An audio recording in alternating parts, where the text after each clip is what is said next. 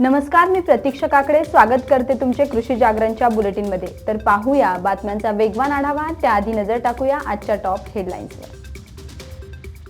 पपई उत्पादक शेतकरी व्हायरसमुळे अडचणीत, राजू शेट्टींची आक्रोश पदयात्रा उद्यापासून। आमदार सतीश चव्हाण यांचे गोदावरी मराठवाडा पाटबंधारे विकास महामंडळाला पत्र। ऑक्टोबर महिन्यात अधिक तापमान जाणवण्याचा हवामान खात्याचा अंदाज। सोयाबीन उत्पादक शेतकरी मात्र अडचणीत।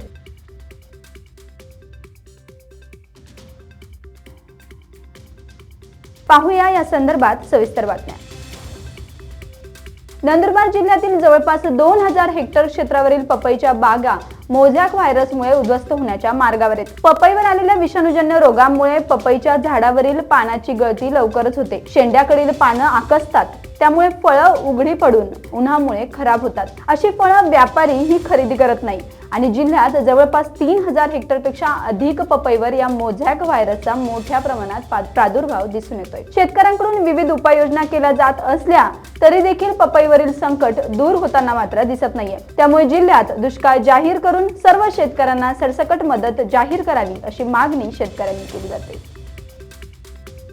13 सप्टेंबर रोजी माजी खासदार राजू शेट्टी यांचे प्रति टन 400 रुपये मिळावा आणि राज्यातील साखर कारखान्यांचे वजन काटे डिजिटल केल्याशिवाय ऊस गाळपास परवानगी देऊ नये यासाठी भव्य मोर्चा काढला होता। यानंतर गांधी जयंती दिवशी जिल्ह्यातील सर्व कारखानदारांच्या दारात म्हणजे 2 ऑक्टोबर रोजी ढोल बजाव आंदोलनही करण्यात आले होते। तरीही कारखानदारांनी दुसऱ्या हप्त्याबाबत कोणतीही भूमिका घेतली नसल्याचं राजू शेट्टी यांनी सांगितलंय आणि मग ते आता त्यानंतर आक्रोश पदयात्रा काढणार असल्याचंही ते म्हणाले। तर उद्यापासून म्हणजेच 17 ऑक्टोबर पासून माजी खासदार राजू शेट्टी यांच्या नेतृत्वात उद्यापासून 17 तारखेपासून ऊसाला प्रति टन दुसरा हप्ता 400 रुपये मिळावा यासाठी आक्रोश पदयात्रा काढण्यात येणार आहे। शिरोळ तालुक्यातील दत्त सहकारी साखर कारखान्यापासून ही यात्रा सुरू होणार आहे आणि ही पदयात्रा तब्बल 22 दिवस चालणार आहे। 522 किलोमीटरच्या या पदयात्रेत जवळपास कोल्हापूर जिल्ह्यातील सर्वच कारखान्याच्या दारात ही पदयात्रा जाणार आहे आणि निश्चितच या पदयात्रेत शिरोळ येथील दत्त साखर कारखान्यापासून सकाळी 8 वाजता या पदयात्रेला प्रारंभ होणार आहे। तर पाहूयात या पदयात्रेसंदर्भात काय म्हणतायत राजू शेट्टी। 17 ऑक्टोबर पासून पुन्हा एकदा मी शेतकऱ्याला न्याय मिळवून देण्यासाठी प्रकृतीची किंवा वयाची तमा न बाळगता 22 दिवस 522 किलोमीटर आणि 37 कारखान्यांच्या दारात जाऊन 400 रुपयाच्या मागणीसाठी हे आक्रोश पदयात्रा काढतोय। खरं तर या 522 किलोमीटर परिसरामध्ये येणारे हे 37 कारखाने त्यांनी गेल्या वर्षी 3 कोटी टन ऊसाचं गाळप केलेलं आहे, म्हणजेच त्यांच्याकडून 1200 कोटी रुपये येणं आहे। हे 1200 कोटी रुपये आले तर 15 लाख ऊस उत्पादक शेतकऱ्यांच्या घरात जाणार आहेत आणि नाही आले तर हे 37 कुटुंबातच हे 1200 कोटी राहणार आहेत। मराठवाड्यात कमी पाऊस झाल्याने दुष्काळ सदृश्य परिस्थिती निर्माण झाली आहे। तसेच जायकवाडी धरणात फक्त 47% पाणीसाठा उरलेला असून सध्या मराठवाड्यात पाणी टंचाईचा प्रश्न निर्माण झालाय।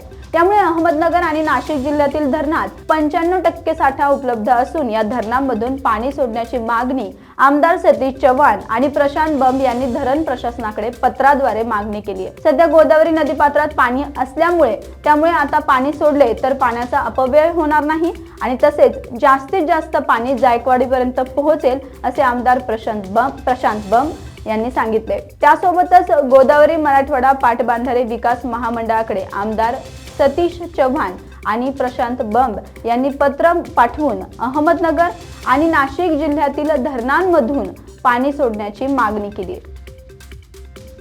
देशातून परतीच्या मान्सूनचा प्रवास सुरू आहे, त्यासोबतच राज्यातून देखील मान्सून माघार घेतली आहे। हवामान देखील कोरडे झाल्याने तापमानाचा आलेख वाढताय, यामुळे ऑक्टोबर हीटचा चटका वाढलाय। तापमानात चांगलीच वाढ झाल्याने नागरिक गरमीमुळे हैराण झाल्याचं आपल्याला पाहायला मिळतंय। राज्यातील अनेक शहरांमध्ये तापमान 35 अंश सेल्सिअसच्या जवळपास गेले। राज्यातून मान्सूनने माघार झाल्याने तापमानात वाढ होऊ लागली आहे, परंतु पुढील 3 दिवस राज्यात ढगाळ वातावरण राहण्याची शक्यता हवामान खात्याकडून व्यक्त केली जाते। यामुळे नागरिकांना जरी काहीसा प्रमाणात दिलासा मिळत असला तरी पुणे शहराचे कमाल तापमान 24.6 अंश सेल्सिअस नोंदवले गेले, तर मुंबईत तापमानाचा पारा 34 अंशावर आहे। विदर्भात अधिक तापमानाचा आलेख चढता आहे।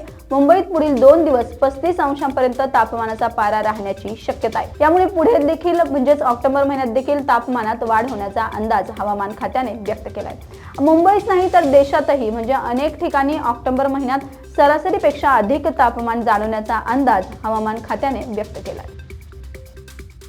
यंदा पावसाने ओढ दिल्याने सोयाबीन करपले, त्यात कसेबसे आलेल्या सोयाबीनवर शेवटच्या टप्प्यात फळधारणा होत असताना पाऊस पडला नाही, तर सोयाबीनच्या शेंगांमध्ये दाणे भरण्यादरम्यान पिवळा मोझॅक रोगाचा प्रादुर्भाव झाल्याने शेतकऱ्यांवर मोठे संकट ओढवले। उत्पन्नापेक्षा अधिक खर्च झाल्याने शेतकरी हवालदिल झाल्याचं आपल्याला पाहायला मिळतंय। पंचनामे करून शासनाने शेतकऱ्याला मदतीचा हात देण्याची मागणी शेतकरी वर्गातून झालेली देखील आपल्याला पाहायला मिळते। त्यासोबतच शेतकऱ्यांनी विविध बँकेकडून किंवा सावकारांकडून कर्ज घेऊन सोयाबीनसह इतर पिकांची पेरणी केली आहे। त्यामुळे कर्जाची परतफेड कशी होईल अशी चिंता शेतकऱ्यांमध्ये आहे। दरवर्षीप्रमाणे यंदाही शेतकऱ्यांनी बँक व सावकाराकडून कर्ज घेऊन सोयाबीनसह इतर पिकाची पेरणी केली होती, परंतु हाताशी आलेले सोयाबीनचे पीक गेल्याने म्हणजे सोयाबीनवर मोझॅक व्हायरस आल्याने शेतकरी मात्र आता हवालदिल झाल्याचं पाहायला मिळते।